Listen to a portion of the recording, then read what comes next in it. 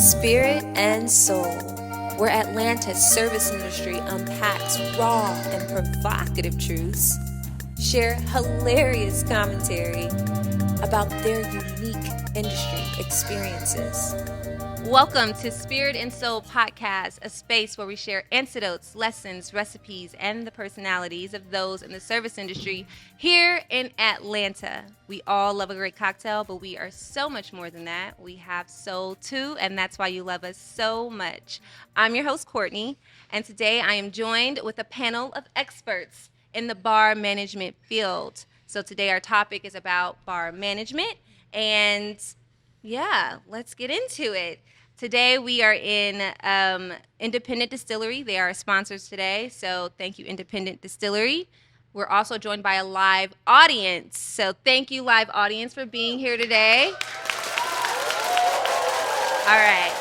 I'm happy we finally get to sit down and unpack some things. I'm grateful that I'm at the age now where all of my friends and my peers are in the bar industry, and they're in management positions now, and they're leading the industry, which I think is so dope, especially because I get to sit down and have productive conversations, which I think brings awareness to outsiders, advances our industry, and builds morale within the community. I want us to be able to understand each other's strife and respect each other's hustle. I want us to be inspired by one another. So that's why this podcast is really important to me. And you guys being here, clearly it's important to you too. So I'm really happy. So thank you guys. Okay, so there's so much going on. There's so much that goes into running a bar.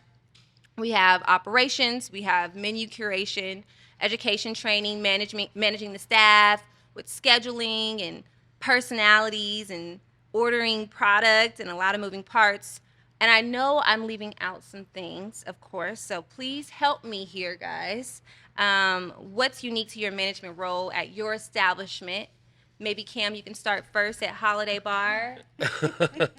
So something that's unique to our role as far as Holiday, we only have like two managers there, and then they're both bartenders, right? Like, so we have no like kitchen or like the floor manager and stuff like that. So they still have their bartending responsibilities, and you have responsibilities on top of that.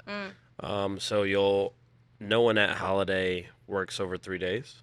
Okay. Like, that's full time for us. And then your managers will have 4 days, right? And one of the days is just a management day where they come in and do admin and paperwork, inventory, et cetera, et cetera. So that is, I think that's one of the unique things about Holiday, and that is unique. 3 days? 3 days is full time, but that's great. It's a hell of a 3 days. Okay. Can I say that? Can I say hell? My bad. Yeah. That's in the Bible. You can say what's in the Bible. So okay.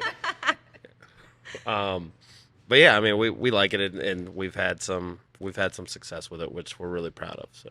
Okay. Amazing. Sherita, what about you? You're at Camaran Square. Yes. So I Politan Row is a food hall, so it's definitely unique in the fact that it's not just about the bar. It's about the space as a whole.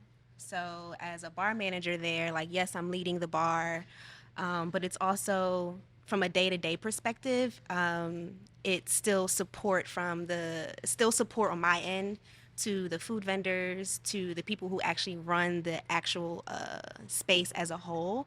So it's not just me leading my particular team. It's not just me leading not just me being a manager for the bar, but it's just like the whole Politan Row food hall space as a whole. Like, sometimes I'm at that host stand in the front. I don't know if you guys have ever been there, but like validating tickets, so I'm also like leading that bar as well, but I'm also still supporting the business as a whole when it comes to the entire food hall. So I think that would be the most unique thing That's in terms of my role. Yeah. Mm-hmm. Awesome. And then I know, QT, your whole career is just kind of interesting. Yeah, it's a little different. I mean, I can say from the last place I was at, I was there from open to close, start to finish, and it was a smaller mom and pop thing. So therefore, I was running the entire everything from training to, scheduling to, having to sit behind the bar if somebody's not there, having to be on expo. So every single thing from there. But then I've ran like Top Golf, where I'm singing and dancing and hanging out with 20-something-year-olds. And then I've Your ran favorite. my favorite, yeah. So singing and dancing. Singing. It's a lot of singing and dancing in Top Golf. I used to be skinny, so that's when I was working at Top Golf. Didn't they have like nicknames or something too? Like, So, ironically enough, my name became QT because of Top Golf. okay. In 2015, they were playing a joke on me, and it was like, "Oh, your name is QT." I was like, "No, it's Quentin." I was like, "No, your name is QT." So all the name tags came and it said QT Atlanta, Georgia. So from 2015, 500 associates knowing that you're QT, 2015 to now, that's why I'm QT. Okay. So that's where that came from. But every concept is different. I mean, more corporate you get, there are people that do a lot of things for you. You don't have to worry about a lot of the accounting or admin or things like that. And then some of the smaller mom and pop things, you're doing literally everything from, training the staff to paying the water bill. So it depends on what concept you're in to, what concept that you want to be in. Every concept is different. And also dealing with, different owners. I've ran clubs, I've run restaurants, I've run, big venues like 65,000 square foot, Sports and Social Live at the Battery. You guys ever stumbled in there after a Braves game? I ran that place, and dealing with a lot of exquisite personalities in there. That's a good way to put it. Yeah, exquisite personalities. Exquisite. I've never been in altercation with so many people ever in my life, but I learned a lot. Every place is a journey, and it's about growing with that place and growing for that place. Yeah. Great answers, guys. That's amazing. There's a lot of experience on this couch and love seat. I'm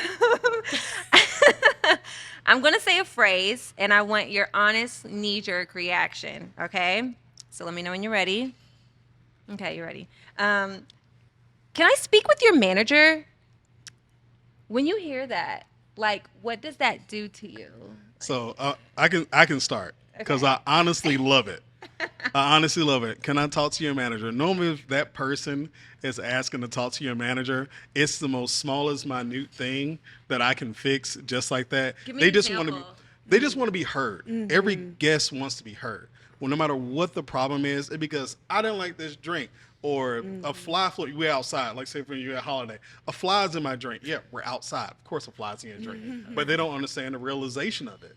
So me coming and I just listen, you just have to listen. No matter how ignorant it is, how stupid it is, how petty it is, just listen, acknowledge whatever the problem may be, and work towards it. Now I've worked some places where, people want to be a little extra and they want to start something just because.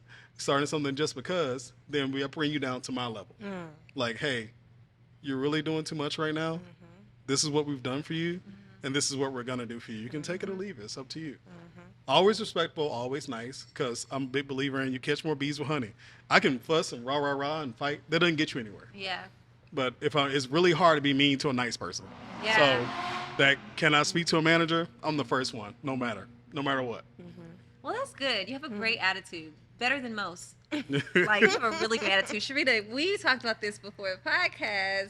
I don't like how you said his attitude was great. No, your attitude was not bad, but I feel like if I were you, I would feel like how you felt too. My first initial reaction is pick somebody else to do it because, like QT said, like 9 times out of 10, like they just want to complain. Yeah. Like they don't want, they just want to be heard. Yeah.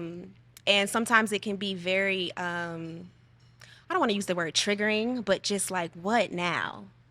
But what I find a lot of times is that when I do speak to this customer or this guest, that it turns out to be very positive more than it is negative. Yeah. So it definitely takes a turn. So I kind of go into it, not necessarily with a negative mindset that like something is wrong, but just because of the patterns of like, and the stigma of like, can I speak to your manager? It's always just like, what the fuck? Yeah. Like, but when I go, it's like, it could be a complaint. It could be something very minute, but then it also could be, your bartender was excellent. I had a great experience here. Yeah. Like, what do I need to do to throw an event in this space? I love this space. So it definitely can turn into something very positive. So You're right. I'm learning that. Yeah. very quickly. That's very good. Cam, I have a question for you. Oh, Oh God, here we go. I knew it was coming. Is the customer always right? Oh shit. What do you think? I think we can answer this one together. no. Right. Okay. But- Absolutely not. Right? So the rule we have at holidays, the answer is never no, it's yes, but, right? Like, so the customer's not always right, but they might have a legitimate gripe, right? Like, or they might want something legitimate. And everything has a price. Yeah. Holiday doesn't serve food, but if you want a peanut butter and jelly sandwich, you're willing to pay enough? Sure, I'll get it for you. $100, right? Like, so we're capitalists at the end of the day, right? Like, so and the customer is a customer. Like, they're in there to give you their money. No one ever walked into a bar and was like, no, I don't want to drink, right? Like, or or there might be sober or something, but some type of beverage, right? Like, so I always go into that with these conversations with that attitude. Like, all right, these persons coming to spend their money. Like, how can I make them spend their money here? That's a good attitude. Because there's a lot of places where they can spend it somewhere else. But nah, customers be tripping sometimes.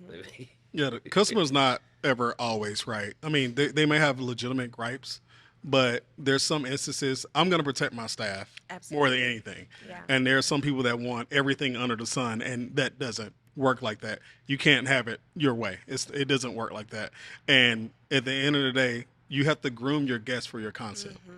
You want a specific type of guest coming to your concept. So if you are letting them run your business, then you're not going to have a business too long. So you have to think about that. Train your guests. That's what we used to say at Topgolf. Train your guests.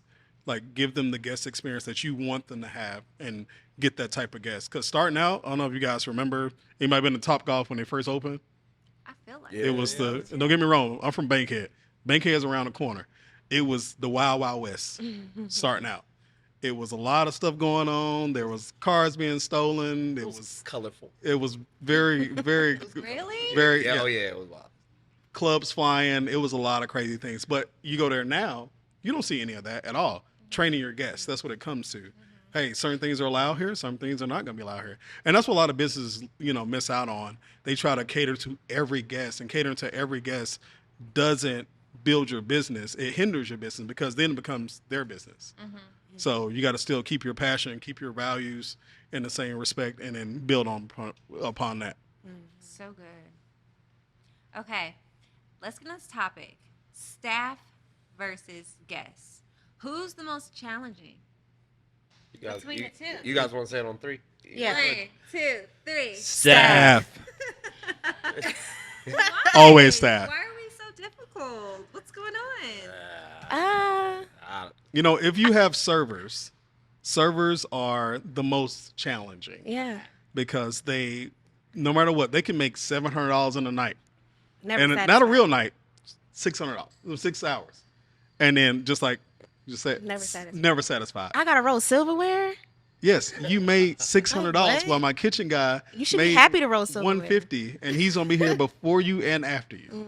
That's so true. So that's the disconnect of it. I mean, I started out, I don't know where you guys started at, but I started out bartending. I never bartended before. I was 21, was a bar back. I started out, and this lady was like, hey, you'd be a great bar back, whatever. I said, I don't know what a bar back is. I don't drink. I don't know anything. And then she taught me everything, and I was very humble because I was cutting up chicken at a sandwich shop in the airport from 15 to 21. So I'm more humble with things because I know where I came from. Yeah. Some people only made $200 a day. Like, girl, That's a wild. What? Yeah. what are you talking about? You work for 4 hours.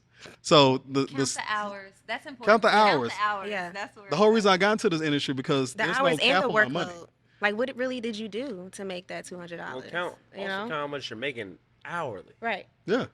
right? Like, it's really hard to complain about $50 to $80 an hour. Right. Yeah. When you break it down. When you What do the that math. that's what it is. Yeah. Like, men lie, women lie, numbers don't. But I think some of the challenges that management is facing versus employees nowadays, right, is that, like, during COVID, a lot of employees really found their worth, right? Like we were in a pretty toxic industry, Yeah. right? And it still has its stripes. But during COVID, where no one was able to work, you saw a lot of people leave the industry and, go to healthier is not the word, but just different things, right? Like, Start mobile bartending services. or start mobile bartending Like services. So. Yeah, Shout out to the plug. yeah. Gotta get that app. So, I think now there's a lot of things that employees aren't willing to take. Yeah. That is ingrained in managers, because a lot of managers nowadays are just pre-COVID employees, right? Like that's a lot of where that diaspora comes from. I like that. So it's unlearning a lot of behaviors, and it's a two-pronged problem, right? So some of us is unlearning behaviors as managers, stuff that was acceptable when we were employees, right? And you're like, oh, I was treated like this, so I can treat them like this, and you can't really do that anymore.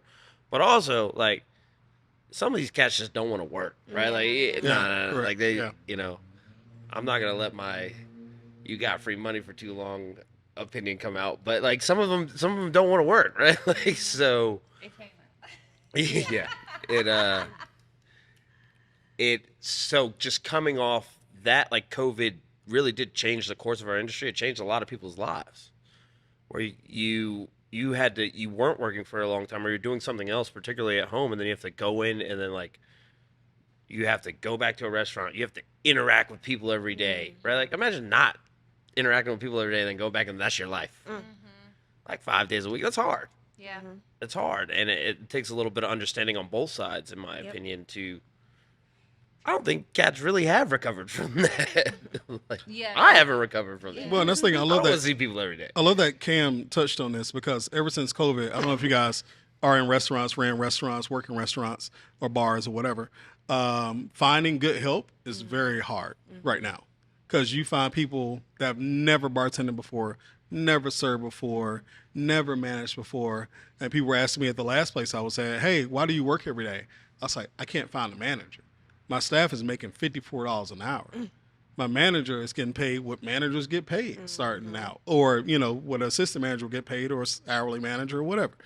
Just for clarification, that's not $54 an hour. Just in case. Well, I'm just saying the average of in case anyone was wondering, it's the a pay average cut of to my be a manager. servers, the average of my servers and bartenders, they made $54 an hour.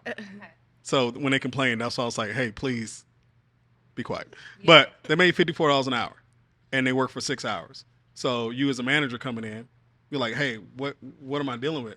But then there's some servers that come in that aren't not making that. They're making $32 an hour because they don't know what they're doing. They don't understand the concept. They don't understand what needs to be done. So I can honestly say managing, and you guys probably attest right now, managing now post-COVID is probably the hardest thing we've ever done. Because you can't come out and pull out, hey, you're great. I know who you are. Hey, you're going to be great at this. It's, hey, I'm taking a chance. You might be the bomb, you might not be. And then there's some older bartenders or servers that's set in their ways that don't want to, like, the term, you can't teach an old dog new tricks. They're like, oh, I've done this like this. I've done this for this many years, so I can do it. No, every place is different. And be the worst I've opened ones. probably 50 something bars. Yeah. Every bar is different, even if they're next door to each other. Even I'm opening one concept and then I'm going to the next unit, opening another concept. Every concept is different. So it's nothing that I'm not an expert at everything. No one is. One size fits one size don't fit all. So going through this COVID and, getting new people, it's a lot right now. So, yeah. Yeah, I've been hearing that that a lot lately from you guys. I mean, it's been great for me money-wise. Yeah.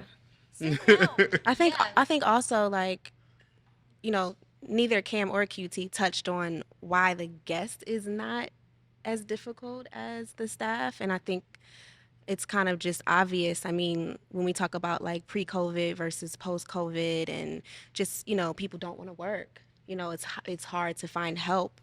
It's difficult within that factor to manage and lead people who don't want to work and who are just looking for jobs at the end of the day and think that, serving or bartending is necessarily quick money and it could be, but it's just like when it comes to managing the staff, like you have to manage these different perspectives and these different mindsets and these different, you have to like, and you're not necessarily stuck with these people, but you know, you interact with these people every single day. Whereas like the customers, like they come and go, you know, and it's not that they're not valid or they're not important, but it's just like, you know, I have to be able to take care of my staff in order for them to take care of the customers at the end of the day. So it's difficult to kind of manage these different personalities, and like, you know, Rob doesn't want to work, and like this person always shows up late, and then it's like, you know, affecting your business in some way, shape, or form.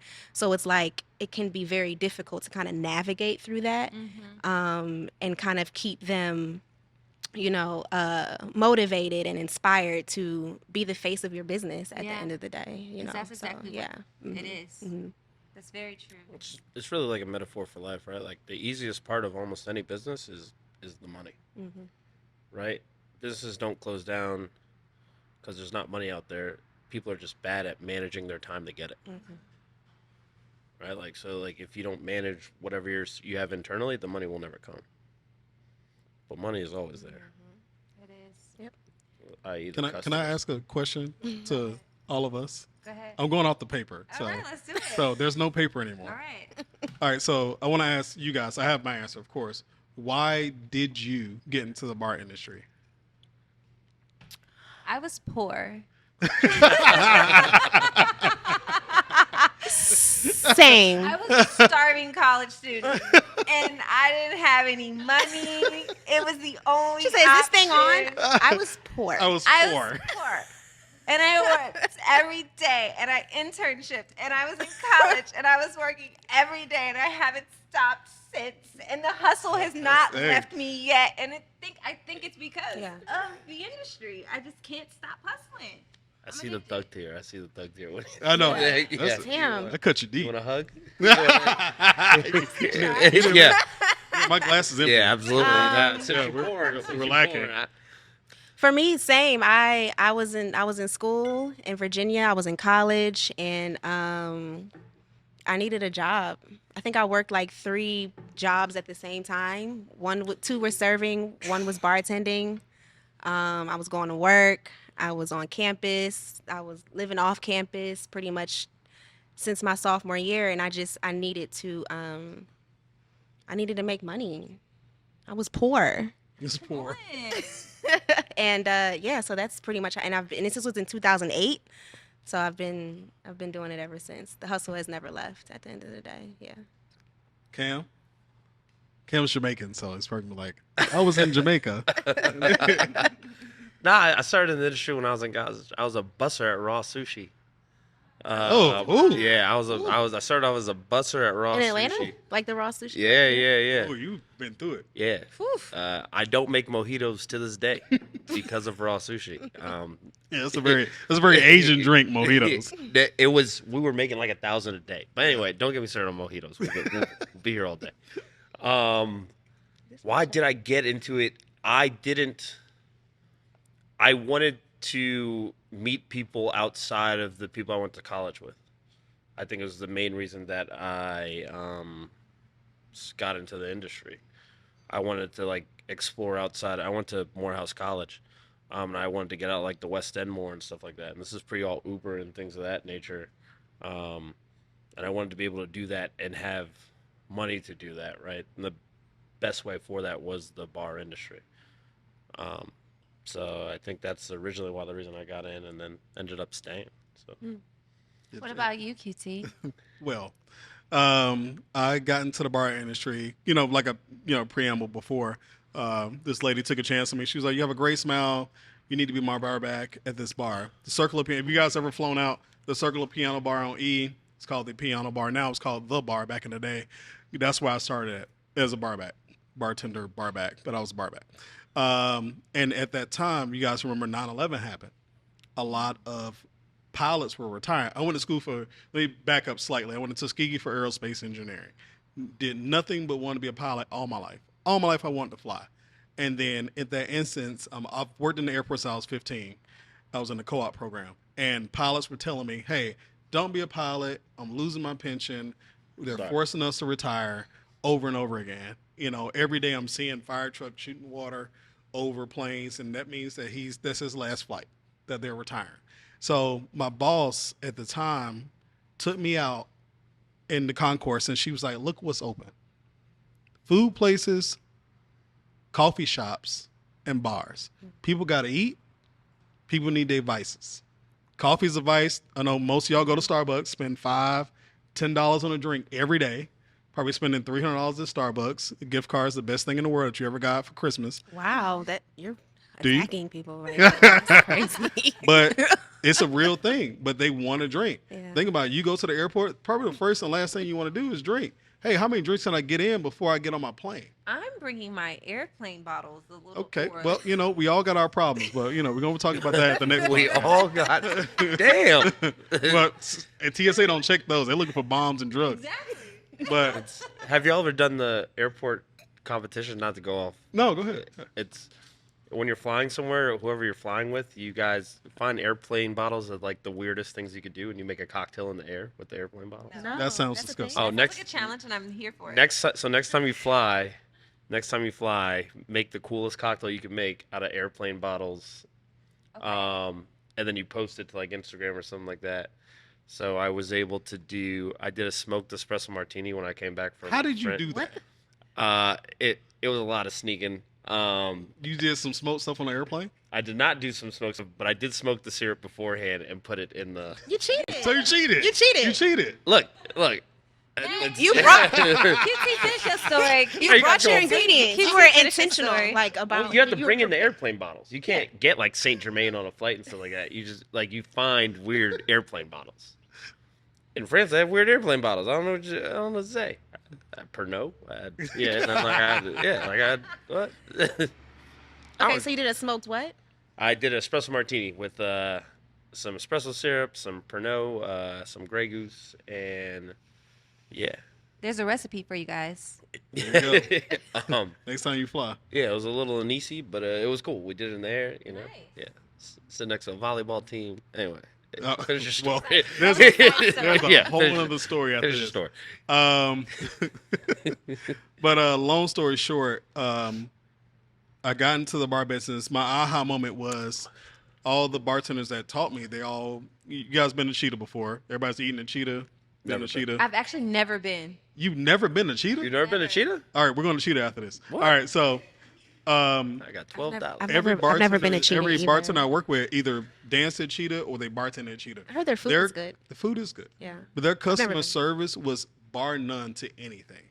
They treated people amazing. They got drinks out fast, and they cared about service. And that was the only place besides One Flew South. You ever been to One Flew South right across on E? Tiffany. Yeah, Tiffany, my Shout out to mentor. Tiffany. Shout out to Tiffany. Tiffany's taught me everything I know about liquor. So shout out to Tiffany, definitely drink coach Tiffany. But they did things a lot better than anyone else. And I'll never forget this guy was like halfway finished with a beer, just halfway. And she was like, "You want another beer?" He's like, "Yeah." And I was like, "Is that easy?" She was like, "Yeah." They came here to drink. They want to drink. We need to give it to them.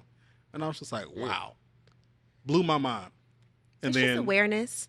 pardon? Awareness. Yeah, just pay but attention. I was again Yeah. novice. I was a blank sheet Yeah. of paper Yeah. coming into it. And then from there, I was like, I want to learn how to bartend. Learn how to bartend. Hey, I want to be a manager. Hey, taught me how to be a manager. Hey, I want to open bars. Then I got to open bars with this company. We got Concourse A, and I opened every bar on A. That's Hired amazing. everybody, and then we opened other bars in different cities. So I got the bug for it from just that instance. And I went to school to be a pilot all this time. So the whole point is we really do it, and I think we all can attest to this. We really do it for y'all. Like y'all having a better day, y'all having a great cocktail, y'all having an experience. Connection. That's why we do it. The emotional connection is why we do it. Like even my associates, it means so much to me. My sons hate it. It means so much to people come like, "Oh, QT, I'm doing this now. Oh, QT, oh, I'm here. Hey, QT, good to see you. Oh, your dad did blah blah blah." My son's like, "Oh my God, shut up." But 'Cause you're so popular. it's totes pops. But it's just flattering to make somebody's life better. Yeah, in a small moment. I agree. Mm-hmm. I do want us to move on real quick before we have to go to a quick break. about some misconceptions and some stereotypes about bar management roles. So I want us to differentiate the role of bar manager and bar lead. I feel like Cam, you said something really interesting that I wasn't expecting about how your bartenders are manager or your you talked Our managers are bartenders. Your managers are bartenders. Sure, yeah. But I think sometimes there are some restaurants that function without a bar manager at all, and then there's some that thrive, and then there's other establishments that can't quite get it together because they haven't recognized, not yours because apparently you guys have a formula, but they don't recognize the value of having a designated bar manager. So I think, like, can we differentiate those two? Yeah. So for us, and I'm really, Holiday's a very specific situation. Like, we don't have a kitchen, right? So our bar manager really doesn't have to do anything but manage the bar, right? Like, and we did kind of like a hybrid model. So our bar managers bartend and take tips and things like that, because that's more simple aspect of the bar management job, just making sure everybody's doing their job, quality control. And then having that extra day is really where their salary comes in, of like having that admin day. And everything else we kind of differ. We what's the word I'm looking for? Delegate to the staff, so the staff creates the cocktails and things of that nature. So everybody kind of manages themselves, and the bar manager ties it all in together. Like if they have gripes and things like that, they go to the bar manager, and the bar manager comes to me, or et cetera, et cetera. So they need a person. What we found is that we had our employees interact better when their manager was also their peer, like their peer with extra responsibilities, as opposed to being a little bit more tyrant's not the word, but overseer, right? Like then you feel like you can't talk to that person and stuff like that. And like I said, working at Holiday, they only work 3 days a week, and it's very intentional because it's a stressful place to work, just because of the volume that we do. So having an outlet through a peer was much more palatable to most of the employees than just having a person who's telling you like do this, but then they're not doing it themselves. Yeah. Because too many times you see bar managers who they bartended a long time ago, and then they're not able to do the job as well as the bartenders, and then you get into where your bartender's like, you need me more than I need you, and we don't want to have that. So the bar manager is also usually the best bartender on the bar. Absolutely. Yeah. Right. Any other thing to add on that, or can we? I have another misconception stereotype. Yeah, I mean, the small thing is like I was in a rare case when I was in the airport. I got paid a certain amount to manage, and then I also got to write my schedule and get paid as well.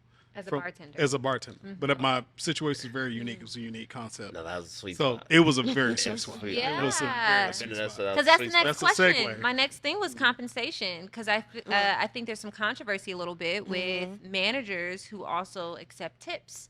And so there's always like this, I hear the chatty in my ear when I'm working with other bartenders and just like, yeah, they work and they be accepting tips and they're not supposed to, or da-da-da-da. But I know it's different and unique for each bar. You've clearly explained what it is at Holiday Bar, but is there any other comments on that? For Barpolitan, and JoJo's Beloved, because they kind of we work together.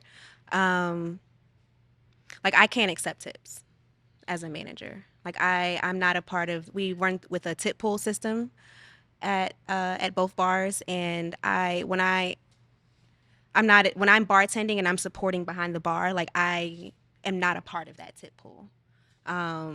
It's just something that is just not. It doesn't come with my salary. I have a bar supervisor that is tip eligible. So when she does bartend, she's not necessarily scheduled bartending shifts, but when she does, let's say there's a call out and she has to kind of step in, then her clock in code changes to where she becomes tip eligible to collect those tips that she made in replace of that actual bartender. And then I also have a bar lead as well who is tip eligible all the way around, but also does manager shifts as well. So there's different kind of tiers, and I think that every bar is different, every establishment is different. The Politan group is more corporate than anything. So I think when it comes to, you know, salary and, you know, exemptions and things like that, it's kind of very like, you know, black or white. There is no like, and then it becomes like, you know, if I do bartend, like, do I have enough integrity not to take like a cash tip or something like that? Because there are those Because ones. there are some that do that. So, but and I didn't mean to cut. no, oh, no, no, you're I'm fine. sorry. Yeah. And I do have enough integrity to like take that cash tip and like put it in that cash jar, because always. more times than not, like I'm bartending for like 5, 10, 15 minutes and then I'm hopping off and, you know, letting my bartenders do their thing. So I'm not, you know, I don't need this $5. Like, you guys take that. You guys are here. You guys are putting in the work. You guys are behind this bar. I have enough integrity to pass that along. That's So, really good. Like, for instance, when I opened State Market, I was the first person hired, and I was the bar manager consulting, but I was the bar manager. So therefore, I set up the whole bar, every liquor, every concept, figured out how to make all these liquid nitrogen drinks. And you know, you've been to State Market, you know how it is. Actually, I know I you haven't been haven't. to State Market, but other people have. Not Regular State people Market have or been. Cheetah? She doesn't go We gotta- there. She we lives gotta in- fix You know where this. she lives at? Don't tell my business Okay, on the internet. never mind. Yeah. Okay, Yeah.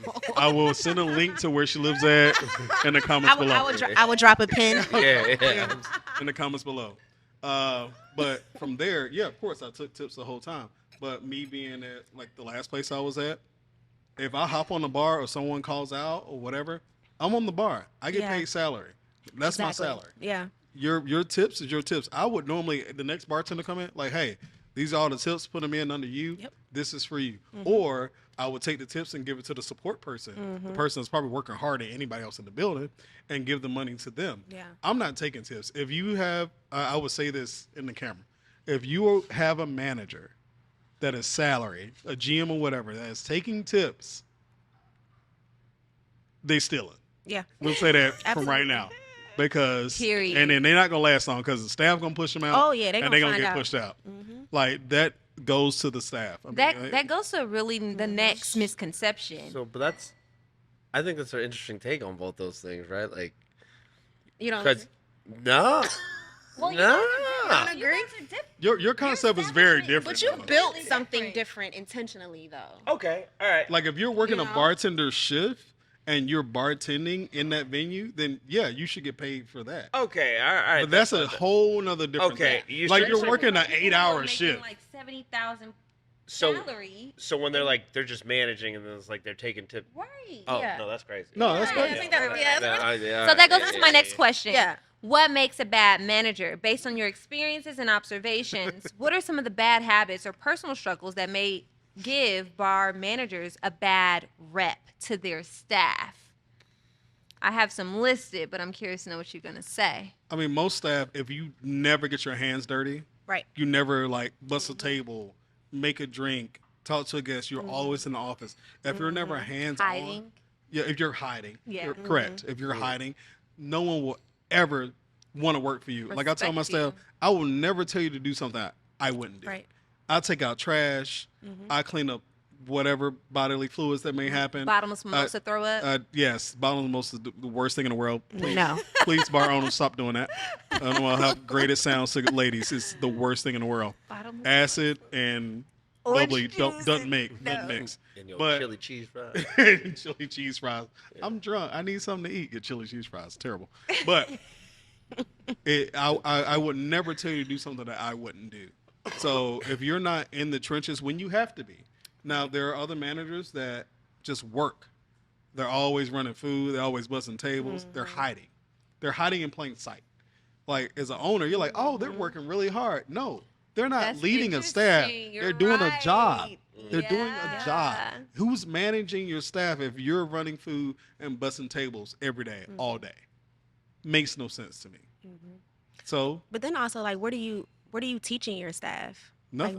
Like, what are you teaching your staff if you're the one that's like running the food and like doing all of these things? Like you said, hiding in plain sight. Like, but like, how is that affecting your team? Like, what exactly are they getting out of that? Like, you're not allowing them the opportunity to like really learn how to do anything if you're continuously taking on those responsibilities that you really shouldn't be taking on. I understand like getting your hands dirty and things like that. Like I'm all for it 110%, but it's just like at some point you kind of have to step back because as a manager, as a leader, you have to have that bird's eye view of like what is going on in your building and what is going on in your establishment. If you're in the back like expoing, or if you are, you know, too deep in the trenches and your hands are too dirty, then you have no idea what's going on around you. There needs to be a change. If I'm doing my employees' jobs, my associates, I never say employees, I'm sorry. My associates' jobs. You're understaffed. Then I'm understaffed. I'm doing something wrong. I'm being a bad manager. Yeah. And I have to figure out whether, if I'm helping you, great. If my services are needed to bus tables, to run food, to expo, then something is wrong, and we need to correct that immediately. Absolutely. Because when you get that guest like, I want to see a manager, I say, well, I can't right now because I'm on expo. I can't right now because I'm taking out trash. I can't right now because I'm bartending. When they're doing that, what are the staff doing? They're like, oh, Whatever the they wanna manager's do. gone. Yeah. Yeah. Yeah. I've been one of them. It's I fine. would say that sounded like That a sounded reenactment right there. That sounds very personal. Okay, what about the managers who are too friendly with staff? Like not knowing the clear separation, because it's hard. It's hard because some of them are your friends, kind of. Fraternization. Yeah. I will say a great story. My brother / best friend / roommate fired me because he had to. I broke a rule. It is what it is. And he was pissed. He fired me. That night when we got home, we had drinks. We talked. We sat on the porch like it was nothing. It's business and personal shit. Like I'm very close to my staff. They tell me everything that I don't want to know all the time. They confide in me, which is very flattering because they trust me that much. But there is a fine line. Yeah, you can go out and have drinks, but if you get drunk and do some stuff, it's going to come back. Especially now. There's a camera everywhere, whether it be on somebody's phone or in somebody's establishment. I've been alleged of doing things and it was completely false. And if it wasn't for all the cameras everywhere, I would have been, he say, she say, and would have been in trouble. But it was completely fabricated.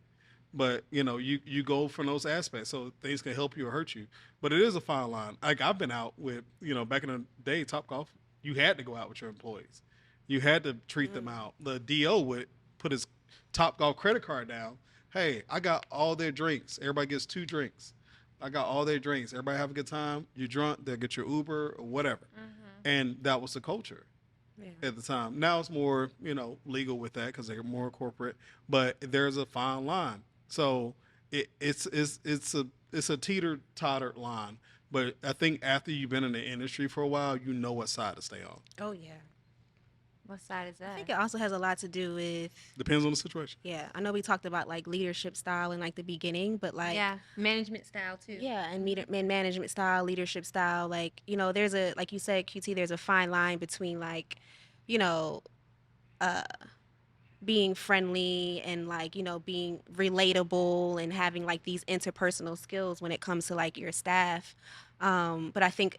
if you have like your leadership style or your management style fine-tuned to the point where like, you know how to separate the two and your staff has an understanding of how, what that separation means and what that separation looks like because you're leading that and you are an example of that, then I think that, it can be not necessarily easy, but it can be defined pretty and it depends on the easily, establishment too. I know Holiday's different. I used to bartend at Sweet Lounge. You could drink, you can have fun, but if you get drunk, you can't do your checkout, fired. It's over. That's what it is. That's a setup. Thin line. Enough rope to hang yourself. Thin line. Don't fire any employees. They fire themselves. They fire themselves. I had a manager somebody I used to work for that used to say the exact same They fire thing. themselves? I don't fire anybody. People fire themselves. I used to be like, what? Promoted the guest. What are you talking about? Yeah. Yeah. It makes sense. It's very clear. Cam, what would you say is your management style? I want to know this one. I've calmed down a lot. Let me preface it. I I used to be very militant. Okay. I've now kind of find a hybrid militant thing, but really it's I'm all gas, right? Like so that's it's a pro and a con. So I'm all gas as far as like I can open up a bar, make the bar profitable, and get us from point A to point B, like we were talking about earlier. Um, but sometimes you lose some folks around the way along the way, like and I have to bring in other managers now to kind of be the brakes. Some people who are more organized, some people who are better at refining systems, and this is after therapy and learning, seeing what. Cheers to therapy. Shout out Shout out to to therapy. therapy. Shout out to therapy. My appointment's tomorrow. Cheers. I drank all my alcohol. So. But this is Speaking of therapy, so this is kind of what's developed, especially since holiday, of trying to be a better manager for staff and things like that, and not necessarily a guy who gets stuff done, right? And that's a big distinction that I had to make. I was able to get a lot of stuff done, right, but I wasn't the best manager for the staff, Yeah. right? So now, Recognizing that's huge. yeah. Yeah. So now it's more so, all right, cool. How am I able to get everybody to the finish line, in a positive way, in a good attitudes and stuff like that. Yeah. One employee said to me when I opened up a girl diver, they're like, Cam, you're a hard manager to work for because you treat everybody like family. So they know that you love them, but the problem is when you're mad, you treat everybody like family, and I'll curse everybody out. So Real quick. you used to do that back in the day. yeah, you can't do that anymore. Now, Shout out to COVID. shut up. You triggered me. Yeah, so we just had to pivot and stuff like that, but it's all been positive and Yeah. getting better. So hopefully, I would hope the staff describes me as a good manager. But it's always a work in progress. And this thing, speaking with Cam, like I don't know Cam. I know Cam, but I don't know Cam. Sing. And Yeah. and the reason why I know Cam is I'll be somewhere and Cam would be there. And that's the only way I knew him. I'm like, oh, what's up, bro? How you doing? Good to see you. And then I'll be somewhere else. Oh, what's up, bro? Good to see you. And I'll be somewhere I was like, who is this guy? I had no Or idea. someone will mention your name. Yeah, someone mentioned his name, Yeah. and like someone mentioned my name. Oh, you don't know QT? Like, no, I don't know QT. Who's QT? Like the gas station? Meanwhile, What's we're that? drinking, buddy. Quick treat. Yeah, Quick Trip. I don't go to racetrack. And they would say, oh, you guys, management styles are a lot alike. You and Cam are just alike. That's what they said. You and Cam are just alike. And I was like, I don't know Cam, so I can't attest to that. But, coming from what, me going on holiday, I'm at the Interlock 4 days a week. Me seeing Cam and, seeing him manage, he does multiple things all the time. He's always around. That's kind of the way I am. I'm always around. I get things done. Now, the other part, you need somebody else for that. It's like, for instance, Cam needs a good team. Yeah. I need a good team. I can do all this other stuff. I can set your bar up. I can make it profitable. I can do everything on the sun, but I need a good team to keep it running. Or to tell me, hey, QT, this is wrong. This is messed up. Hey, we can tweak this or whatnot. And then I started to understand more why people said that me and Cam were a lot alike. Because, they never worked for me. They may have worked for Cam. Or they may just know both of us. And then it comes from that. And we've been, good friends. We just randomly see each other. We hang out, have a drink or 7, and then, go on from there. So That's quite the range. Impromptu Interesting. drinking 7's on the low end. It's a big gap. 7's on the low end. Well, speaking of drinks, we're going to have one more on a quick break here. So stay tuned. All right. All right.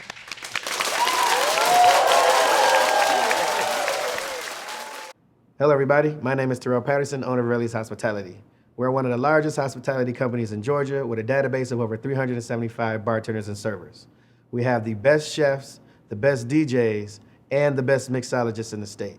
We curate some of the most premium events that you've been to, and we love to curate your next event. So please reach out to us at www.rellieshospitality.com for more booking information and more content. And always remember, We are Rayleigh's Hospitality, and we only know premium. All right, we were talking about strip clubs over the break, and which ones are the best ones and why. Rest in peace to Follies. Strip clubs or bars?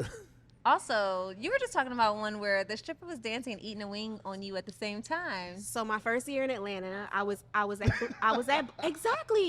Blue Flame, and I was there for a friend. He had a section. It was his birthday, and the girl came over. And out here, I'm up north. The dances are expensive. They're like $20. Out here, at least at Blue Flame when I went, the dance was like $5, $10. So Shorty was dancing for a hot second. So it was just like She was tired. She got hungry. But she was also like eating chicken while she was giving me Ain't a no lap. breaks in the strip club. Why are you eating this chicken? It does not. First of all, it doesn't belong to you. Wait, whose chicken was it? It was it was mine. It was the tables. Like it tables. belonged to the section, and she just came over and grabbed her wing and just was like just going at it. So have you ever gave a stripper a drink from the bottle? no, No? no. Okay, that's community. That's community. That's when she go 15 seconds over the song. Yeah, it was I didn't like that experience at all. I wouldn't either. I get it. I mean, it's an Atlanta thing. Like once again, Yeah, I'm from you had a- Like I Vancouver, know West Side. Atlanta, like it's the thing is ratchet strip clubs, and don't get me wrong, I'm all for it. But They were I- lemon pepper wings, weren't they? Yeah, I don't know what kind of wings they were. They were probably lemon pepper, because yeah. Wow. But Newports and it was very interesting. Also on the break, we got some questions from the audience, some juicy questions. Are we ready for these? Okay, so how do you motivate your staff employees? I would say every staff is different. Like if I'm dealing with the younger staff, the smallest thing, buying them candy, telling them they did a good job. Candy, like teachers and Like no, like literally. that's Literally, so crazy. candy, the smallest thing. Just think about if you're having a bad day, or if it's that time, we all have that, you all have that time, then I'll give you some chocolate. I'm being real. Oh, shit. I bring you a thing of Ferrero Rocher. You like, oh, this is busting. Not the Rocher. Not the Rocher. Huh. You get it from Restaurant Depot for like $17. It's great. Sherita, what do you think? What's how do you motivate your staff? Positive reinforcement, I think is big for me. It's super huge, particularly with my staff. I mean, every staff is different, Yeah. but what I've learned about, my team that I work with now is they need affirmations. They need to know that they're doing a great job. And I don't offer my team knows particularly, like I don't say things just to say it. Like if you're doing an amazing job, like you're doing an amazing job. Like if you're doing a horrible job, I'm not necessarily going to say that. But I think that when they are, it's great to recognize, their initiatives and their efforts consistently and constantly on a constant basis. I think that's what I've learned that works for them. And I think it's just all about knowing, like, what gets your staff going, like what gets the people going, So it's just like that's what gets my people going at the end of the day, What about you, Kim? I think they covered it. Like Okay. positive affirmations work. And candy. And Well, the negative ones work too, because if I'm doing something wrong, they want to know when they're doing something wrong. True. Because if you never tell them they're doing anything wrong, Yeah.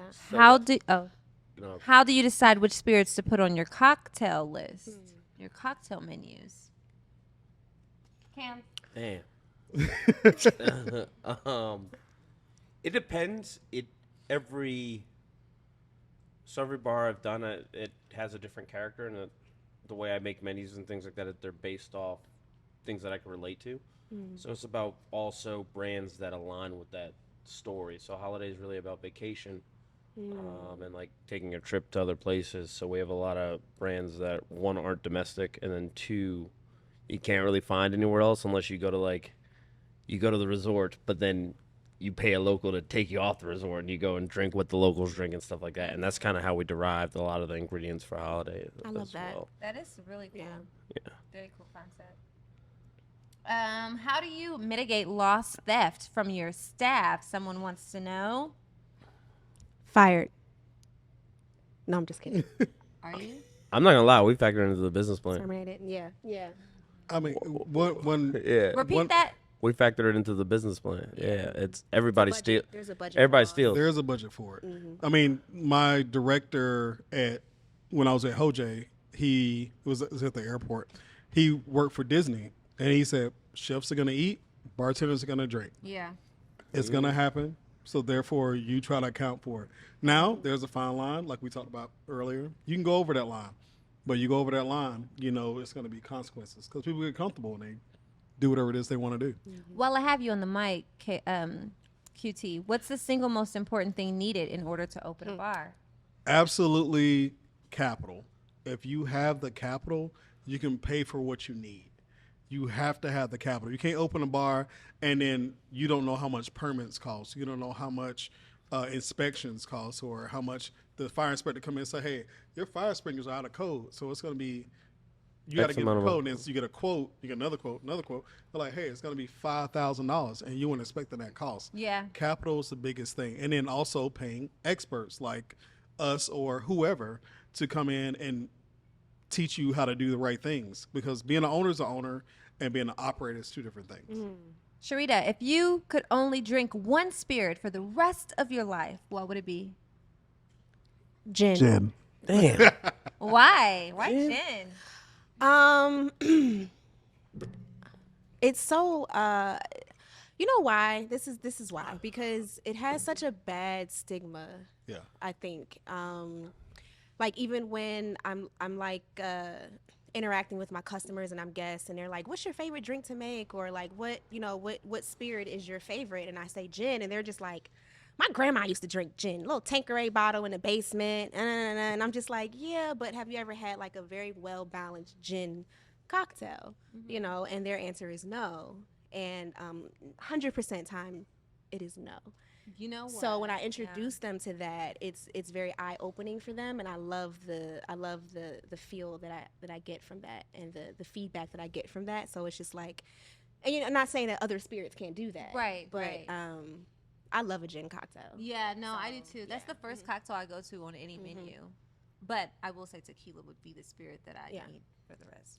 Toxic. Hey, Cam. Reposado. Reposado. Reposado. A J-Ho. Can we go ahead and explain that to the people? You want to explain what it's called or the process? How to pronounce it, or like Pronunciation. Where'd that S come from? There's No, some people saying Reposado. I'm All right, sorry so- to those people.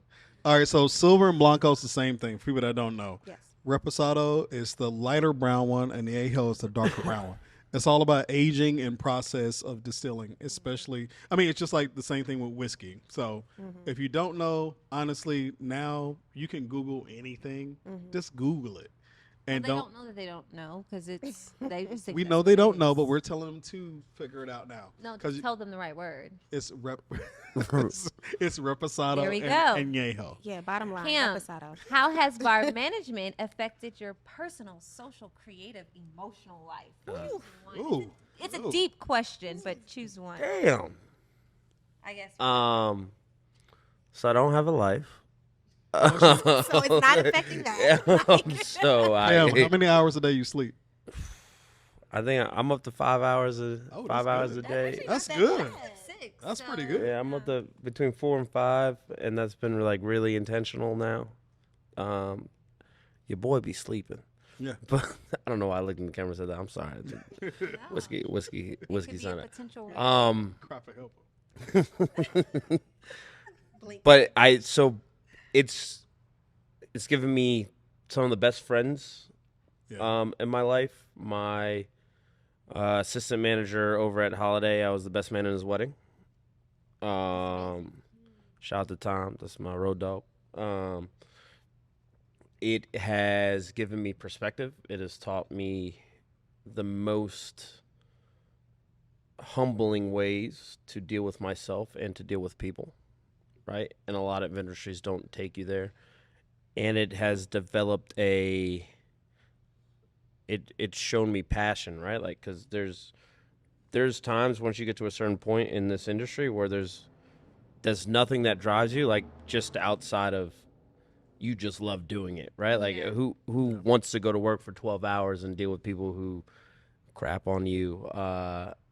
or praise you for that long. Like, and it's not, there's no other word except for passion. Yeah. So I think that bar management and the bar lifestyle has opened up all these doors for me. I wouldn't change it for the world. That's amazing. Such a great answer. That sounds like a speech you would give if you won an award. That's great. And the follow-up question, I'm going to still give it to you, Cam. How do you go from a bar to a hot bar? Like holiday bar? That's the question. That was in the question. That was in the question. I didn't make that up. Well, I'm humbled by that one, right? Like, that really means a lot.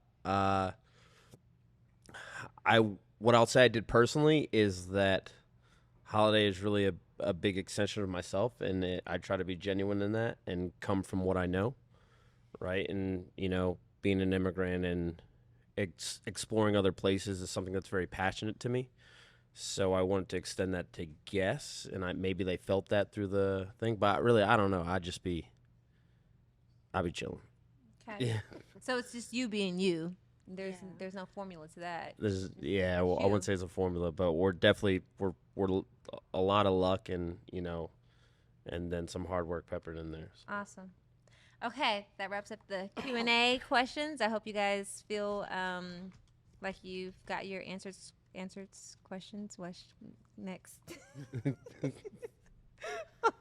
Okay, what's your advice to restaurant owners? What's the biggest conflict, I guess, with the owners? I personally see that's probably what I feel like I experience a lot of times when I'm working in restaurants is the owners are not, there's like the sense of reality, like their expectations, and it's just not clicking well. But what's that advice you would have to share to a restaurant owner? I would say, because I open a lot of different concepts with a lot of different owners, is you take the architect and the engineer. The owners are the architects. They have this beautiful vision. They want this to be this thing and blah, blah, blah, blah, blah. And then I'm the operator. I'm the engineer. So me coming in, I'm like, hey, this doesn't work. Hey, this could work. Hey, if we do this like this, then we can make your vision come true. But as an owner, as the architect, you have to be susceptible to let the operator do what he or she needs to do. And a lot of people don't let the operators do what they need to do. If you hire me to run your restaurant and you're always critiquing the staff or doing different things or coming in doing my job or the staff's job, then why did you hire any of us? So there's that fine separation from there. Yeah, that's a good answer. Excuse me. So earlier I asked you guys, what's the biggest riddle you've been stuck on lately? An industry issue maybe that you've been looking to solve on a more local level. So what I'm really asking is, like, what's your personal mission? You know, I know we're all like in the hustle and bustle of it all, but I guess what's like that thing for you that keeps you going? Like, no, we need to put more attention on this. What's that for you, Sherita? I am, aside from bar managing, I'm a yoga instructor as well. So I'm really heavy into the health and wellness aspect of, I'm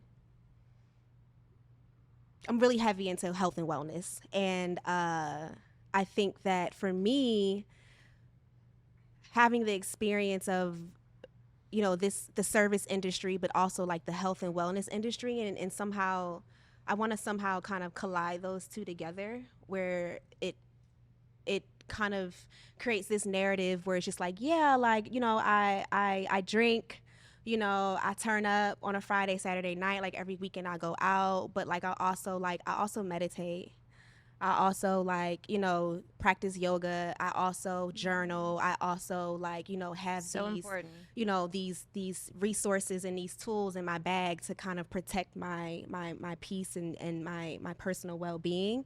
But then also on the flip side, like, yes, I do yoga, but that doesn't mean like I'm a vegan, you know, and yes, I like practice these things, but that doesn't also mean like, you know, I don't, you know, engage in extracurricular activities as well, you know? So kind of just like merging those two together has always been like a passion for me personally. Yeah. It's really important. We really need that. I need that. So continue to pursue that, please. for the me's. Gotcha. Let's get on to tipping culture. So I know we all have a lot to discuss on this topic, but first things first, the controversy of whose responsibility it is to pay the service workers wage. So a lot of places it's $2.13, some places it's minimum wage, it's at $7 or so. Then some places it's a little bit more than that, but I know a lot of times on the guest side of things, I hear like, it's not our responsibility, it's an option, like they should be getting paid a certain rate. And then you got the bar owners like, no, and the staff a lot of times, no, you're supposed to tip. You're supposed to tip 20%. So what is it? Like, let's just unpack this. What are your thoughts on this matter, Cam? Decide before you start talking. Just like, what the fuck? So it's an unpopular opinion. Yeah. I hate tipping. I think it is the root of evil in our industry. Okay. I think it sullied our industry. And if I could do it away with it today, like I would, right? Like, so, and I just came back from some travels and things like that, and I think a few of the ways that we're going to pivot with not my bars that are existing, but some of the new ones we're opening up in the next year, they're not going to be tip bars, right? Like, we're going to pay living wages, and we're going to do, we're going to bonus out staff.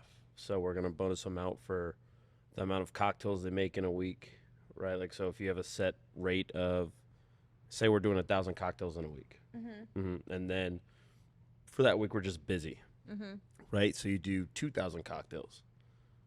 I'm not saying that the staff doesn't deserve to be paid because they're working more, right? Like, we're just going to bonus them out on that, right? Because the business made more money, so you're entitled to more money. But tipping is an individualistic thing, and it doesn't, no matter the systems that we put in place, like a tip pool or whatever, it doesn't breed camaraderie. Yeah. It just doesn't. Right? There's people who are on a bar who look a certain way and they get tipped a certain way because of that. There's people who steal from you, right? Like, and then they get tipped a certain way because of that. And it just, the greed brings out the worst in us. Yeah. Right? Like, how great would it be if you had an honest bar and everybody was like, all right, cool, we need to make the most drinks possible to get paid more. And that's how your bar operates. Instead, it's like, no, I got to get this person, this guy or girl, to give me the most money so I could go home with more. That's a very individualistic thing, and that's why you find opposition between management, owners, and staff. Because the staff is, and I don't blame them, they got to pay bills. Yeah. Right? You need them tips. And owners and management, sometimes they need the tips too, but like, they're on salary or whatever. So you have people who are short-sighted, and you combine them with people who are long-sighted, and then no one has a common goal. That's my tipping rant. I'm sorry. Welcome. You're so innovative, Sam. So, You better lead Atlanta to the light. but Sorry. now there's some cats who are doing it now, like who are great, like Ticonderoga Club, like they're kind of the innovators of that thing, like in Atlanta, like they've been doing the living wage for a long time, and like they are dope. Who? Ticon. Oh. We'll take you there on the list It's of one of the things. places you you got- gotta go. Long list of places Courtney has But it's- never been. Imagine, because a lot of us are in this industry for passion, but we do it for money, right? So and you have a disconnect, right? You have people leave jobs because their passion and their money don't add up. So imagine combining those two, right? The more drinks you make, the more you get paid. Like, I think that's the most amazing thing, and they're doing it everywhere else except for the States.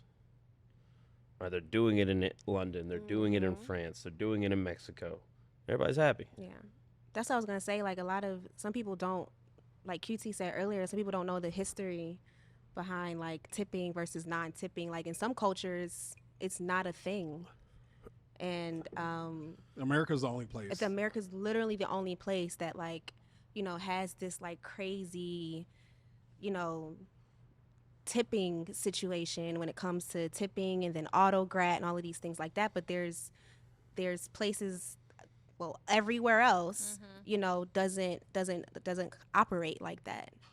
And I've never been to those type of places, but I'm pretty sure they're living a much more peaceful life in terms of just like battling that battle, or like, when it comes to Yeah, I mean, it's just knowing gratuity. where it comes from as far as in Yeah. America. I mean, where it came from is Union freed slaves were on the trains, the Union trains, and they weren't paid a fair wage, of course, because they were, black in that time. The Pullman porters. Yeah, so they were tipped, and then it came to white people, and then more different races from that, and then that's where tipping came from. So that's what that 213 is, just to keep you legal. But everything else, that tip thing, that's where it came from in America. So we're the only ones with that. And 213 still exists. It sure Still does. exists. That's so crazy. Unless you're in the hotel, because hotels go up and down. Yeah. You got busy season, slow season, conventions, That's so whatever. crazy to me. Yeah. Let's get on gratuity and autograd. So, there used to be this thing where you have 6 guests or more, and you have autograd, and that's typically expected at any restaurants. But now there's just a lot of bars, especially out of Atlanta, like just in other states and cities, that's a thing. Especially when I go to Miami or LA or something, it's autograd no matter where I go, and I'm used to it now. It kind of happens, but that's not necessarily a thing here in Atlanta. I think something we mentioned before, it kind of is like a bit of prejudiceness going on with it when we do have it. Autograt was made for black folks. Can I say that on the show? Say it louder. Autograt was made for black folks. Okay. It got But it gets a little bit deeper than that, because it's the ignorance of it. We got to think about the way we grew up. We grew up with not going out to eat like that. We cooked at home. We were at home. Mama, Pawpaw made Who is whatever. we? I'm talking about us as being Oh, okay. black folks from the hood, or just black folks. I don't know. I can only speak for me because. Oh no, I don't. So when I say that, I don't mean it like. I understand where you're going with that, and that's not how I mean it. Like I was like, autograd is meant to intentionally tax people who you think come from a certain socioeconomic background. Mm-hmm. And you think that they should pay more money for getting the same service that you would get anywhere else. Yeah. Right. Like so, and it's very intentional, right? Like, and it's because it perpetuates a cycle. Yeah. That is, if I get into some stereotypes and stuff, I know it's a little off the book and stuff like that. No, go for it. But it perpetuates a cycle of thinking that black diners or whatever are worse diners than any other group, and then we tax them more, so then they don't tip well because they already think the tax is on top, and then we don't give them good service because we don't think they're going to tip, and then we're in this perpetual thing, right? And then you find more and more places auto-grading, and then you have people crying, like, "Oh, we're not making enough money." Well, are you giving good service? Well, no, they didn't look like they were going to tip. That is a wild. That's the worst thing ever. I can't curse on the podcast. That's a wild effing thing to say. Yeah, that is a crazy comment. Yeah. That a person who came in to give you money, no matter what they look like, right? Like, as long as they're able to cover the check, came in to give you money, and you're like, nah, they don't look like they're going to give me enough money and stuff like that. Well, what are you doing extra? Right, and now your tip's baked in. Yeah. And if anything, I think we should give these people from the certain background that we taxed for a long time the best service ever to change that mentality. Yeah. Yeah, and that's the thing. The biggest thing you said is change the mentality of it. Like I go into a place and they automatically think, like I go into Topgolf. Some people don't know, not to be boastful, like who I am, that I'm QT or whatever. And then they come in like, oh, and the bay host is like, oh, I'm going to give you this. I'm with my sons. My sons look crazy. They were like, oh, I'm going to give you this. It's like bad service, regular service. And then let someone that knows me talk to her or him and let them know, like, like, hey, he used to work here. No, he's cool, whatever. He tips really well. And then service is different, which that I hate. I always treat it when I'm bartending. You can see a difference. You can see a clear difference. I treated every guest that they were going to give me $500. Right. Every time. Black, white, Asian, whatever.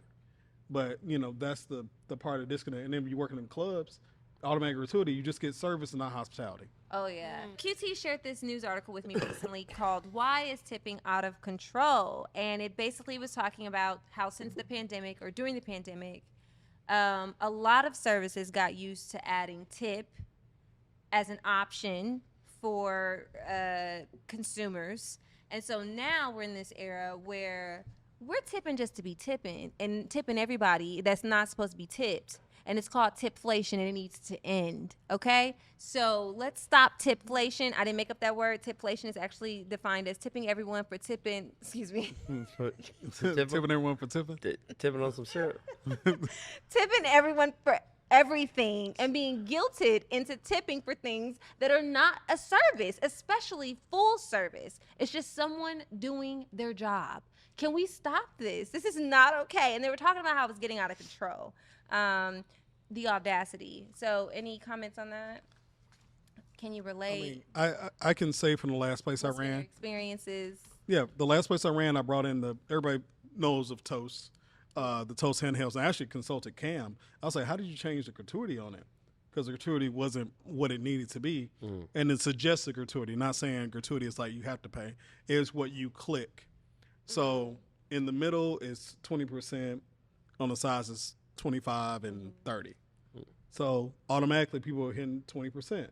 You know, a lot of people will hit more than that 9 times out of 10. And the thing is I had some guests come to me, older guests. Oh, I feel pressure because I'm right there in front of the server, so I have to give a good tip. I was like, ma'am, when you sign on the paper and you leave it there, we know how much you tipped. We can do math. It's okay. It's okay. So either way, it's the same difference. But even for me personally, even for the fast food workers, and I can mention for the airport, I know for a fact they're making $10,000 to $15,000 more a day, and that's added to their salary. And if you guys have ever worked in the kitchen, you're making 15, maybe if you're really great and you've been there for 17 years, $20 an hour. No, that's all changed. It's like, and that's a good boost on what because you don't get a bonus in the kitchen. If you washing dishes, you don't get a bonus. If you cooking food, you get a bonus. You're doing the hardest job. You're there before everybody and after everybody. So me personally, I'm okay with it. And I think since COVID, people realized during COVID how bad restaurant workers were treated. And people are trying to, I don't want to say make up for it, but they're trying to, I guess, do what's right now, you know? So. It's insane. Let's talk about the perks of the job. So what opportunities or experiences have you been permitted or exposed to since being in bar management? And how does that support your other, I guess, outside initiatives and projects that you like to pursue? Cam, I know you have some fun things. Come on, Cam. I recently just went to Europe, so shout out to Grey Goose and the whole Bacardi family and stuff like that. They were able to. They sent me on a trip all over France, in south of France and Paris, and then we eventually I went to England to do some more personal things, and Amsterdam. But I mean, like I said, this industry is my life, right? Like, so it's opened up a lot of doors, being able to go overseas, get recognized by Grey Goose, and get shown some notoriety, which was super dope, and turn that into some guest shifts up in London. I indulged a little bit in London. As you should. So Shocker. there's a funny story floating around online. It's really good. Is it? Can we share the story? Because we're online right now. Maybe we can share the thread, like we can find a way to. I can send it to you. Okay. It was so juicy. It was so juicy. It was so good. European Cam is a different guy. Yeah, it was like 24 hours Cam in London. I don't want to see this bar anymore. hopping. Good. 24 hours, craziest Cam? shit I may or may not have gotten in a fight. Fights, DJing. There was some DJ involved. There was some Ferraris. Yeah, it was a lot. It was great storytelling. You did great. Shout out to Grey Goose again. But it's opened up a lot of doors as far as like opportunities in ownership, right? Like, so like my going from just bar managing to like now managing bars and owning different bars and things like that. Like it's definitely been a stepping stool. In that case, friends, family, all those things. That's good. Anybody else have anything to add on the opportunities, perks?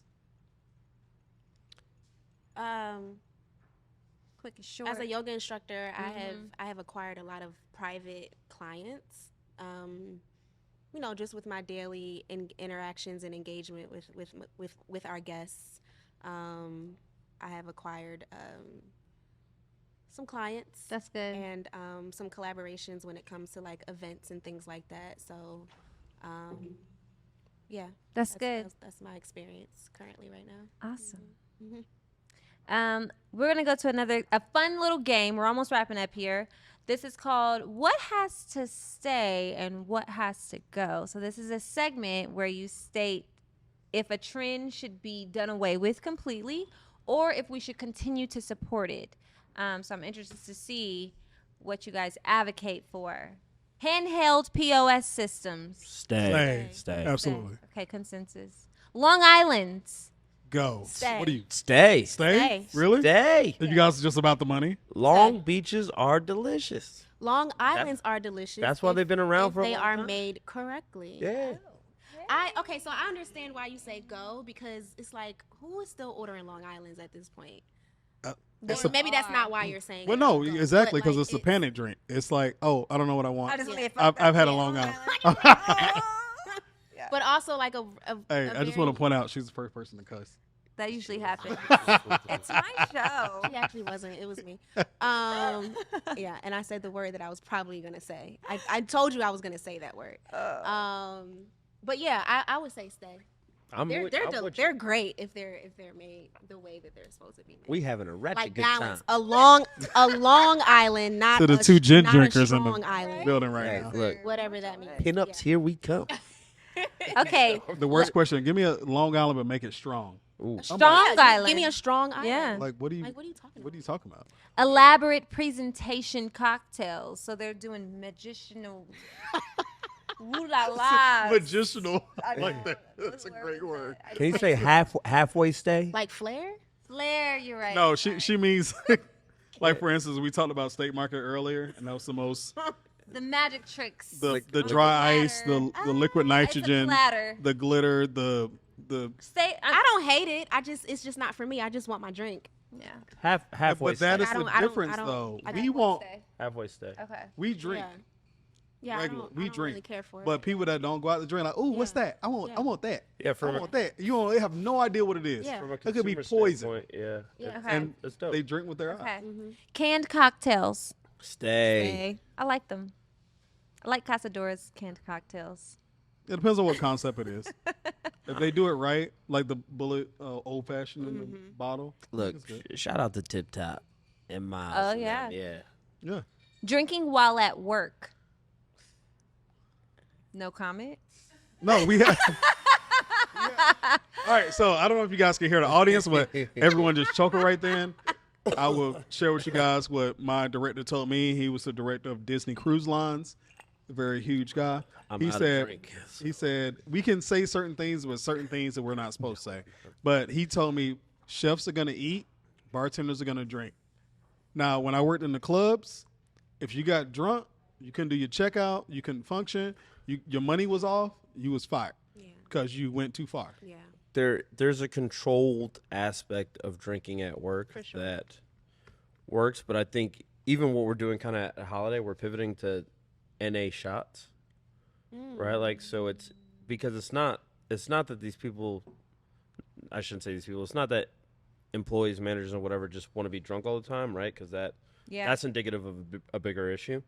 But there is a camaraderie built around drinking, which is the whole reason that we have jobs at bars and people go to bars, right? Like, so taking a shot with your coworkers or people that you're in the trenches with is more symbolic than it is like, oh, we're trying to get wasted. Yeah. So maybe no to the drinking at work, but yes to the rituals. Yes.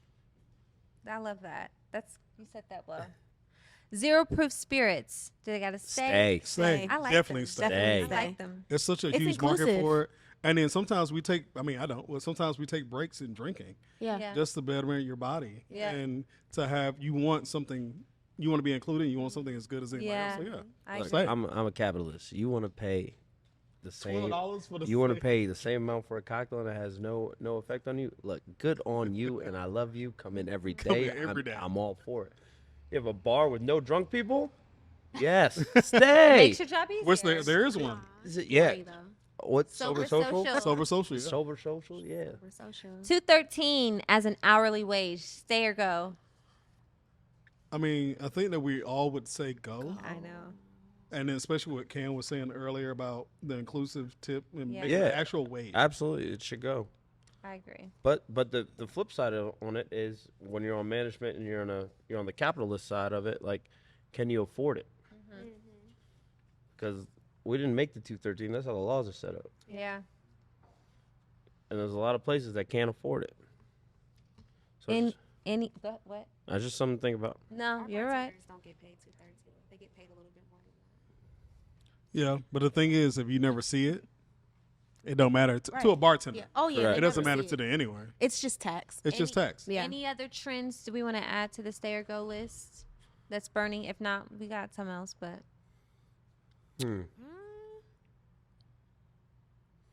all right. I think. I mean, you're in health and wellness, right? Like, so, like, the trends that I kind of see coming is like mental health and just general well-being. Like, take care of yourself Yeah. and encourage your staff to take care of themselves. Absolutely. Stop working them to the bone. No one needs to work 6 days a week. That's what needs to go. The Yeah. 6 days a week. No one needs to work 6 days a week. That's I mean, the last place I was working 7 days a week from open till. Yeah, no. it's I give my staff wellness days. It's burnout. amazing. Like Burnout's it's real. like, you know, obviously I don't want you to call out and I don't want you to like miss your shift, but we're all human and we all go through things, and so we give them an allotted amount of days to say, hey, I just can't come in today. You know, I'm drinking. And I'm not that. Shut up. and I'm not Shut gonna up. and I'm not gonna ask you why. Just hey, I just need, and then that goes on record as like, hey, it was a day for them. It was a call out, but it was a wellness day. Oh, I'm sorry about that. And then, Are you yeah. empty? And so they're allotted a certain amount of those, and then once you reach that limit, then of course it's more of Get in a the cup. whoa. Shout out to wellness. You know, Days. so I don't yeah, wait a lot yeah, on yeah. it. So like, And shout to out be to honest, shout and out to to be wellness honest, stage real quick. and to be honest, that came from when I was working in retail. Like I was a store manager in I Wellness guess. Okay. Shout out to wellness days. Shout out to Independent Distilling. Independent Distillery. Yeah. In retail, we had wellness days, and we were allowed to like, hey, I'm calling out. I'm using my wellness day. And it was just like, all right, cool. Like we're not asking you any questions. So that's kind of like, you know, applied that here as well. So Let's go. As we wrap up today's show, I want the name of this episode was called Bar Management, the PSA you've been waiting for. So, what's your PSA to the audience right now? Your call to action. It can be directed to service workers, guests, bar owners, influencers. You know, we have a lot of those too. What is that? Anybody can go. You guys go for it. I need to formulate a thought. I don't think I have one. Go ahead. My biggest thing is just be good people. Like you have no idea how much restaurant workers go through. And then even with the manager, if there is a good manager, you have no idea what they go through. Ordering all this stuff, making sure you have what you need to even make the day go past is a huge responsibility. And a huge thing. You guys don't know you're mad because you can't get a certain drink. Hey, it's out of stock. It's not my business to tell you that, but it's out of stock. I can't get it. So it's a lot to deal with, treating people with respect. And, you know, from COVID, a lot of people should have learned that. Like the worst TikToks or whatever on social media is messing with Walmart workers or, you know, McDonald's workers or anything like that. I hate it. I can't even watch them because these people work their bones off to make sure you have a little bit of happiness and you treat them like whatever. So just be good to people. That's it. Just be good to people. I like that. That's really it. Yeah, that's really I it. feel I concur. Okay. Last thing, ear to the streets. So this is where you guys shout out some people, maybe a chef, a bartender, a restaurant, a lounge, anybody that you've been rocking with lately and that you want to show some love to. Whoever wants to go. Last part. I want to shout out Anansi Cocktail Lounge. It's literally like 3 minutes away from here, if that. It's Is been that where we're going? what's today? We could go there. Yeah, it's literally right up the Okay, street. sorry, But toxic. it's Go a ahead. cocktail lounge. It just opened in May.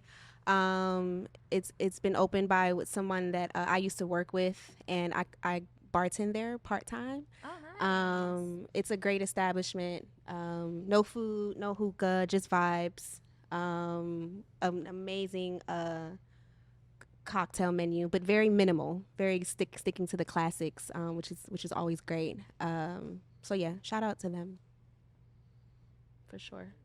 Damn. You're the next one in line. I'm sorry. You know, I'm gonna shout out Fishmonger. I just went a couple days ago. Where it's so good. I had what was the first thing on You the had the menu? fish? Yeah, it's a bunch of fish. Oh, okay. So that's good.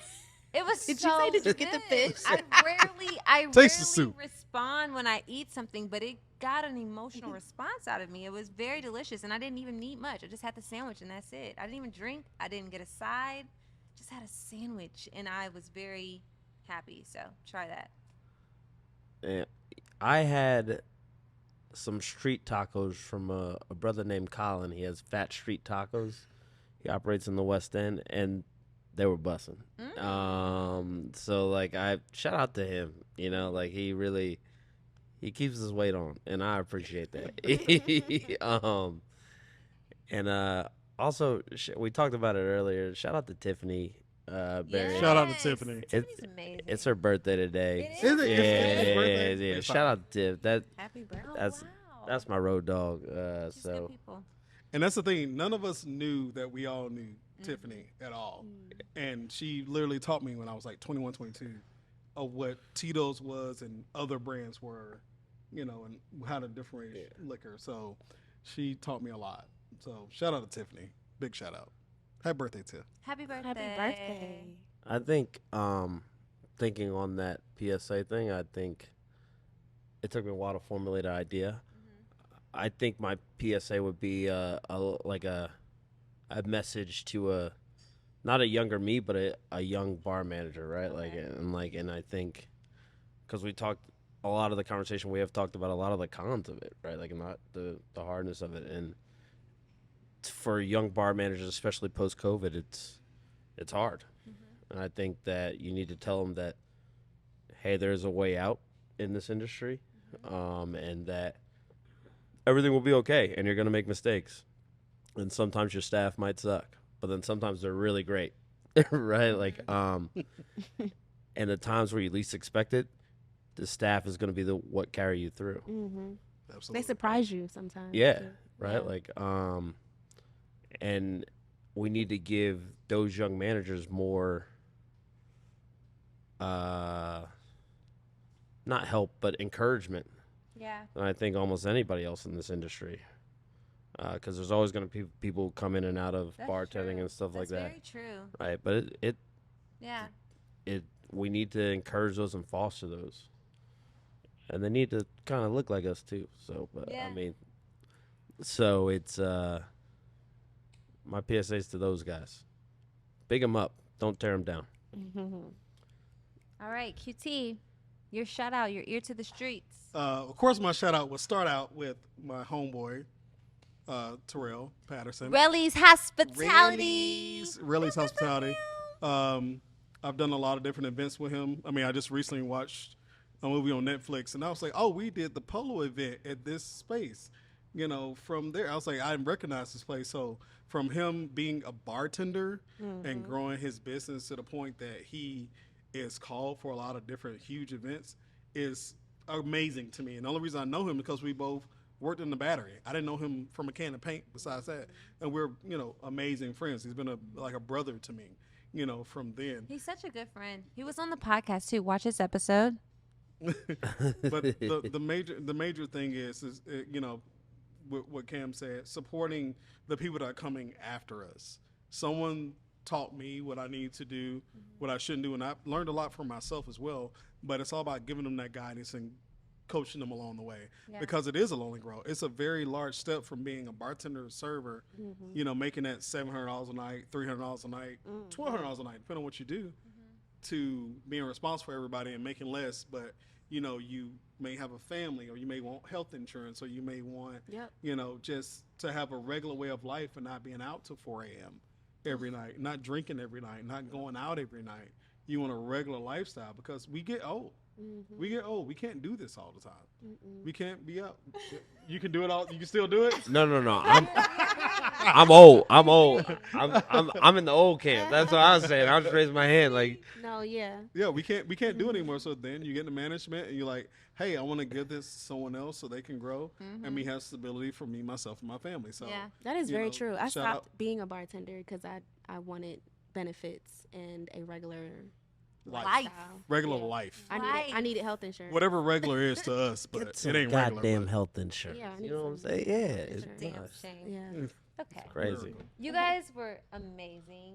Thank you. Your answers were great. You gave great advice. You gave great opinions. Your minds are just so amazing. I think that anyone watching this episode will be inspired and educated. So thank you for sharing everything that you did today. I think it's going to mean a lot for a lot of people.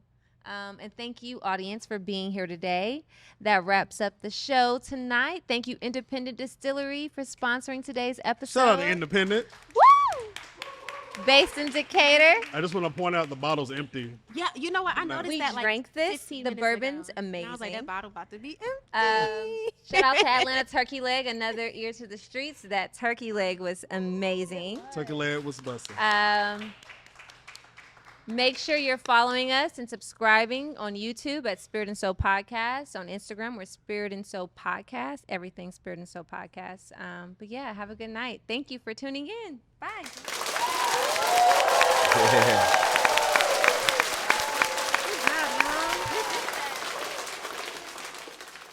At Spirit and Soul Mobile Bar Co., we are passionate about delivering a luxurious and unforgettable mobile bar experience. Our focus is on crafting soulful cocktails that not only taste exceptional, but also reflect the essence of each season. Our dedication goes beyond just serving spirits. We believe in the power of intentionality and strive to provide an impactful and elevated guest experience. We invite you to share your vision with us, whether it's an intimate gathering, a wedding, a corporate event, or any other special occasion. To book with us, please visit spiritandsoulatl.com.